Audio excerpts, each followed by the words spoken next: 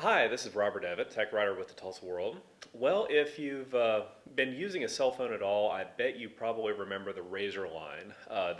Before smartphones became popular, they were the little clamshell phones that were just ridiculously thin. Man, they were extremely popular. They sold, I think, about 130 million of the things before they finally stopped selling them 2 or 3 years ago. Well, now Motorola has brought them back and turned it into a smartphone, made it part of the Droid line, and so we have here the Droid RAZR. And I have to say, the RAZR name definitely isn't just something they slapped on here just to sell things. I mean, this sucker is thin. I mean, tiny.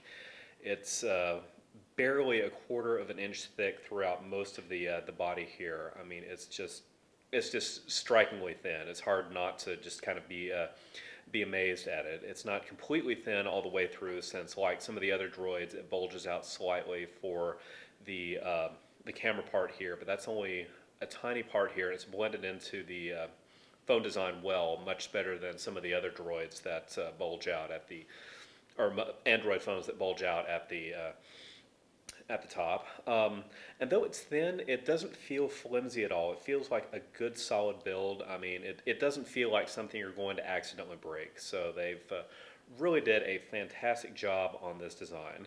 But as always, it's what's inside that counts. So fire it up, and it's running the latest version of the phone droid system, which I believe is Gingerbread, and it's got a pretty good processor. I cheated, I checked online. It doesn't seem to have the absolute top of the line specs of Android phones out there, but it comes fairly close, and things move pretty swiftly. I haven't encountered any hitches as of yet.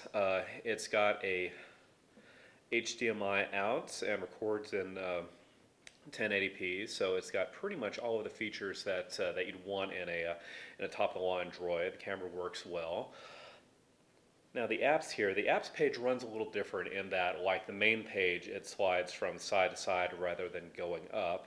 And unfortunately, if you're like me and you care about things like this, most of the preloaded software that's on here can't be erased, which is definitely one of my pet peeves. So if you're not a fan of NFL Mobile, well, you're just going to have to look at it.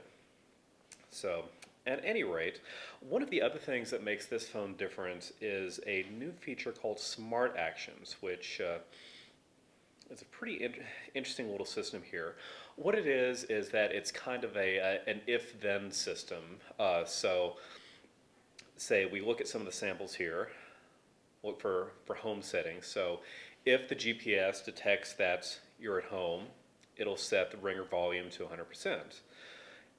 There's another one that if it detects you're at work, it'll automatically mute the phone, which is really handy. If you stick in headphones, you can have the music program launch, and you can create these on your own and come up with some pretty elaborate and nifty things. Like one of the ones I like is the nighttime battery saver, which collects a lot of things here. If it's night, if the display's off, if it doesn't detect that it's charging and there's no movement, then it'll disable the background sync to try to save the battery. This is if you forget to plug it in at night. And so it's really pretty handy, and it's got the potential to have all kinds of different uses. Just it really depends on how creative you are. But at any rate, this is a good phone. I mean, even if it wasn't ridiculously thin, I mean, it would be a fine Android to use. I mean, it's not quite something you can boast about being absolute top of the line, but it's very, very close to top of the line, and most people won't even notice the difference. But again, man, that is a skinny, skinny phone. It's definitely got style going for it in spades, so it's a good phone. I wouldn't mind having one of these myself.